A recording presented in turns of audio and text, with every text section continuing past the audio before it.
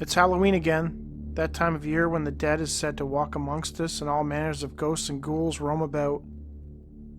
In this video, I will cover some cases that I thought would be perfect for a Halloween night. If you are a child growing up in Berrien County in Michigan, you will no doubt have likely heard tales of a demonic phantom skater that supposedly lurks around Hickory Creek in the wintertime, preying on those unlucky children who have toiled too long after dark. Or at least that's the gist of this urban legend. "You better come home early, or the phantom skater will get you," was what the Berrien parents told their children as a way to make sure they didn't stay out past dark. From what I can tell, this urban legend sprouted up sometime in the 1800s. As with most urban legends, there are few eyewitnesses, always vague stories passed around by word of mouth involving a friend of a friend or an uncle of a long-dead acquaintance. Though on January 30th, 1963, that all changed when the Michigan-based newspaper, the Herald-Palladium, carried a chilling account involving a local businessman's boyhood encounter with the phantom skater of Hickory Creek. The article was written by Palladium staff writer Ben Nottingham. The witness was 84-year-old Harvey Seasongood. Born on the banks of Hickory Creek, Seasongood spent his entire life fishing, swimming, and skating the Hickory. His home was on Maiden Lane, about 1/2 mile east of the creek. For most of his adult life, Seasongood owned and operated a farm implement store called Harvey Seasongood Farm Supply, located on Glenlord Road in Lincoln Township. Though his encounter happened 75 years earlier in 1888, Seasongood claimed that he remembered it as though it happened last night. Seasongood described to Nottingham what had happened. He and a number of other children had been out on a frozen creek playing, skating about and laughing. They were having so much fun that they eventually lost track of time, which happened on occasion. Darkness was soon upon them. As he and the other kids laughed and played, somewhere downstream a strange sound caught their attention. Everyone stopped and listened. The laughing, the shouting, and the sounds of scuffling were soon replaced by the eerie sound of blades scraping on ice. Seasongood likened it to time standing still. He and the other children all heard tales of the phantom skater, and the fear began to well up in them. Within seconds, the children scattered, rushing up knee-deep snowbanks, some still wearing their skates, rushing for home. Harvey recalled how older kids scaled the barbed wire fence situated at the top of the creek bank. The smaller ones managed to crawl under it. It was a frantic scene. Harvey attempted to dive between the strands, but became entangled. He panicked, trying to get loose, though it only seemed to make it worse. Now alone and trapped, Seasongood stopped thrashing and began to listen to the scraping blades as they grew louder and louder. The figure was getting closer, and he was becoming more and more terrified. Gasping and frightened, Seasongood twisted around inside his sheepskin jacket and stared in fascinated horror as the figure rounded a bend in the creek bed and came into view. He could not believe what he was seeing, nor would he ever forget it. In that moment, he realized that the phantom skater stories he'd heard about over the years were true. The phantom skater of Hickory Creek was real. Green sparks and blue flames flashed from enormous blades as the phantom skater came into view. He was at least 18 feet tall, Harvey told Nottingham, wearing black tights and a black skull cap. And though the full moon made it near daylight on the new snow, this monstrous entity cast no shadow. As the huge black figure approached the old timber bridge, it slowly went into a crouch, and its speed seemed to increase. With an eerie laugh that froze the tears on Seasongood's cheeks, the phantom skater leaped high in the air and hurdled the old wooden bridge. As he came down on the other side, moonlight struck silver on the huge glittering skates, and that is when Seasongood noted that the blades appeared to be bonded to cloven hooves.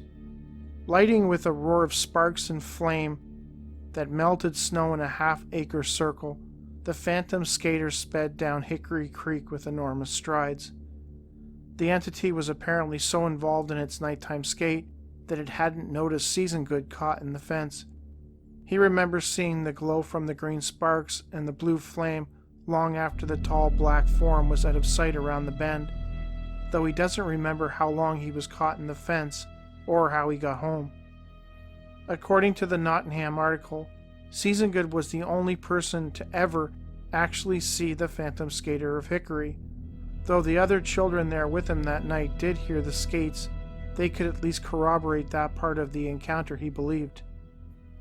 On July 12, 2009, William F. Ast, writing for the Herald-Palladium, decided to revisit Harvey Season Good's Phantom Skater story in an article titled Hit and Myth. In it, he pointed out that while the Phantom Skater urban legend probably predated Season Good's supposed sighting, he had his doubts that Harvey was being truthful in his account. He noted that Season Good, who died in 1964, 1 year after the News Palladium featured his story, was well known to area locals as being a storyteller. In fact, Ben Nottingham reported on another account from Season Good that appeared in the January 31, 1963 edition of the News Palladium. In it, he described encountering a gigantic bird near Hickory Creek, which he nicknamed the Great Henhoten. Linda Godfrey, in her book American Monsters, A History of Monster Lore, Legends, and Sightings in America, in the chapter The Giant Bird of Hickory Creek and Other Historical Big Birds, went into great detail about the Season Good sighting. She summed up his account this way: "My personal opinion is that while Season Good obviously invented an imaginative tour de force of folklore in the telling of his bird yarn, he still may have based it on memories of an all-too-real creature that did appear now and then in the late 19th century. He was evidently adept at collecting folk tales, since another of his contributions to the newspaper was a story about a phantom ice skater on Hickory Creek." While Season Good never admitted to making up the Phantom Skater story, or the Henhoten story for that matter, it does seem likely, given the exaggerated nature of the account and his track record of being a storyteller, that indeed he did make it all up. As Ast wrote in his piece, Season Good managed to take an urban legend and make it his own. On the other hand, it's entirely possible that one night in 1888, when Harvey Season Good was still a young boy, he encountered a spectral being out for an evening skate, and that what happened was true save for a few exaggerated details. Personally, I have my doubts, but with the paranormal, I'm always left wondering. What if it did happen exactly the way Season Good said it did? What if the Phantom Skater of Hickory Creek actually exists and is just waiting for the right time to show himself again? In Mark A. Hall's 1991 book, Natural Mysteries, Monster Lizards, English Dragons, and Other Puzzling Animals, you will find a brief reference to a very obscure case from Lynn, Indiana, involving a large, 8-legged monster living in a man's well. I did a little digging and was able to discover that yes, the story was true. It actually happened. As reported in the June 9, 1960 edition of the Logansport Press, there is a write-up involving a man who found a creature living in his well. According to the article, Dan Craig, a 56-year-old farmer living in Lynn, Indiana, had actually discovered a strange animal living in his cistern in 1959, but had remained silent about it. Curiosity got the better of him, and on June 4, 1960, 1 year later, he decided to have his 12-foot deep cistern pumped completely dry. Upon completion, he was able to see down into the bottom of the well, which was covered with years of debris. There, amongst the decaying timbers, he could see the odd creature crawling about. Though admittedly hard to see in the gloom, Craig was able to provide a fairly detailed description of the animal when asked by reporters. He noted that its body was, quote, mushroom-colored. It had tentacles with gray lobster-type claws on the ends of those extremities. He was an eerie beast with a dome-shaped head, 2 bulbous eyes, and 8 flailing tentacles as long as a man's arm, he told reporters. Soon after the story broke, visitors began showing up at Dan's farm, hoping to catch a glimpse of the creature, with many asking, how did it get there? Craig theorized that someone had brought the animal back from the tropics when it was small. When little grew to the dangerous stage, they looked for a place to get rid of it and picked my well. Craig planned to have a man uncap the well and pen the narrow top so the interior could be entered safely, though the job could not be completed for 2 weeks at the date of the article. He noted that there was a hole near the bottom of the cistern, which might be the mouth of a cave that could lead to the outside. Exactly where it might lead to was anyone's guess, though it might very well explain how the creature got in there in the first place. In the meantime, I keep the well covered to protect the wife and 4 youngsters, he told the reporters. It is unclear what became of Craig's well monster. I could find no follow-up story. Did the creature get away through the cave? Was it eventually hauled away and sent to a lab somewhere? It is also unclear what exactly the creature was. Octopus, as far as I know, don't have claws. Granted, some squids do have clawed hooks on their tentacles, but none, as far as I know, have actual lobster-like claws, the type of which was described by Craig. So what was it? In Fortean literature, you will find countless reports of strange unknown animals, animals that seem to defy description, animals seemingly lifted from another world and placed here momentarily before vanishing back to wherever they came from. Albert Rosales, author of the Humanoid Journals, noted that during the late 50s and early 60s, reports of strange octopus and squid-like creatures were being reported quite often, even sometimes in conjunction with UFO sightings. Kind of makes you wonder if the visitors are dropping off these strange animals here in order to observe their progress in their new environment. In January 26, 1978, a witness reached out to the Center for UFO Studies with a bizarre tale. An investigator with CUFOS telephoned the witness on March 16, 1978, looking for more information about her case. It apparently occurred in late October 1975, sometime around Halloween in American Falls, Idaho. The witness, Charlene Robinson, who worked as dispatch for the local police department, recalled being awoken from her sleep at around 6:25 a.m. She was laying in bed with her husband, who remained asleep. Now fully awake, Charlene listened and could hear noises coming from the living room. She immediately thought that somebody had broken in. Suddenly, to her shock, a short figure appeared at the bedroom doorway.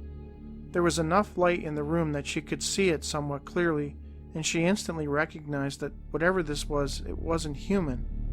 It was not some person in a costume or Halloween mask.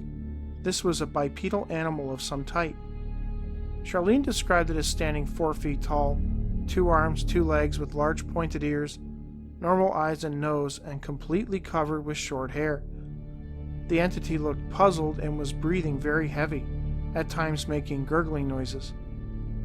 She sensed that it was male, though she did not indicate why. Unable to believe what she was seeing, Charlene closed her eyes. When she opened them, she found that the figure was now standing beside the bed, staring directly at her.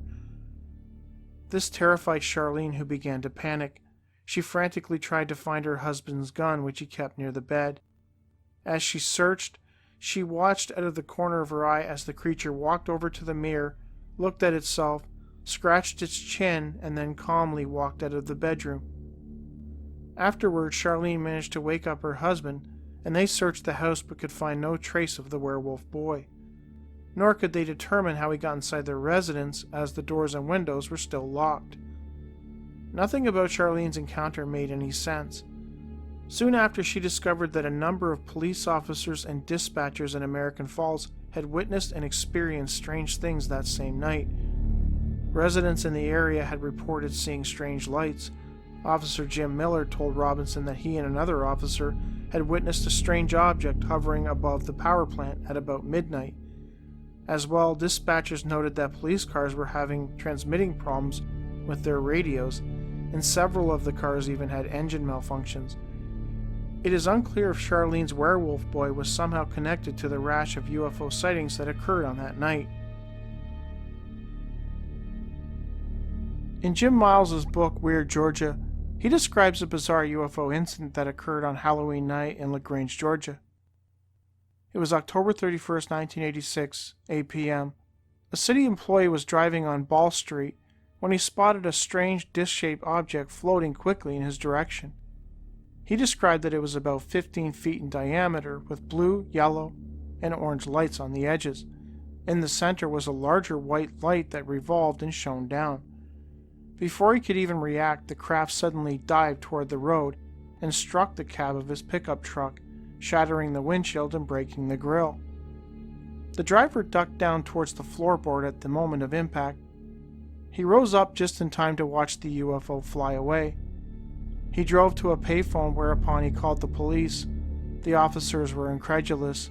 Those who responded to the scene could find no debris, and they suggested that, possibly, since it was Halloween night, vandals had thrown bricks at his truck, though no bricks were found at the scene. Curiously, in 1998, John C. Thompson of MUFON, Georgia, wrote a detailed paper outlining how other drivers in the same general area were reporting being harassed by a similar flying object. In one instance, a mother and daughter became so petrified that they pulled up to a stranger's house and rushed out of the car and ran inside. For some reason, they had gotten the sense that this object, which had begun tailing them, was intending on abducting them. There are numerous other reports of UFOs swooping down on motorists on Halloween night. I have to wonder, what is it about Halloween night that gets them so riled up?